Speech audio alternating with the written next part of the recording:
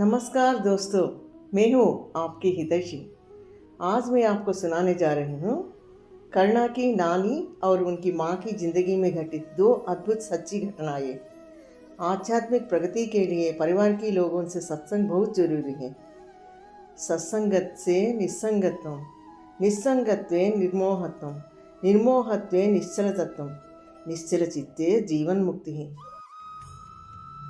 जगतगुरु श्री आदि शंकराचार्य की ये वचन प्रमाण है। भक्ति और मुक्ति पाने के लिए सत्संग का क्या महत्व है। चलिए अब कर्णा की नानी जी की कहानी सुनाती हूँ। बचपन से ही कर्णा की आदतें की वजह से नानी जी को उनके ऊपर बहुत प्यार था।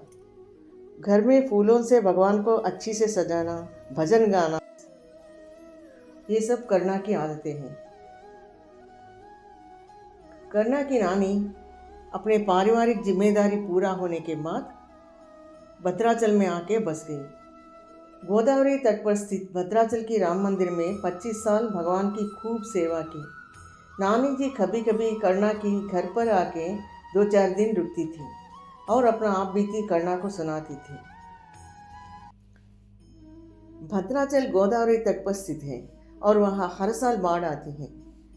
एक दिन नानी राम जी के मंदिर जाते हुए अचानक आया हुआ बाढ़ की वजह से उनका पैर फिसला और बाढ़ में बहने लगी। तभी वो अपनी रक्षा के लिए राम जी का नाम जपने लगी। अचानक बाढ़ की पानी में से चमकते हुए 2 स्वर्ण आभूषित हाथ उन्हें उठाकर सुरक्षित किनारे पर रखकर गायब हो गए। ऐसी घटनाएं नानी के साथ कई बार हुई। इसी वजह से नानी को यकीन हुआ कि राम जी उनके साथ हमेशा है।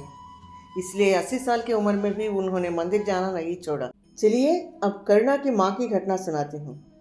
अपनी माँ की जैसा कर्णा की माँ भी बहुत बड़ी भक्त थी।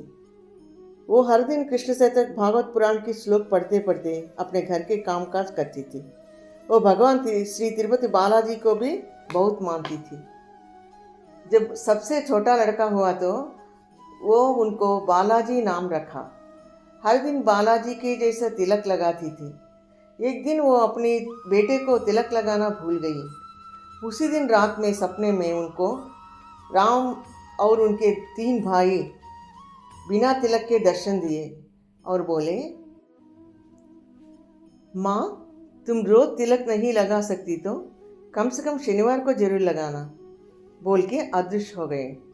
तभी कर्णा की माँ को ज्ञात हुआ बालाजी को शनिवार बहुत प्रिय है। उसी दिन से कर्णा की माँ अपने बेटे को बिना भूले हर शनिवार तिलक लगाती थी।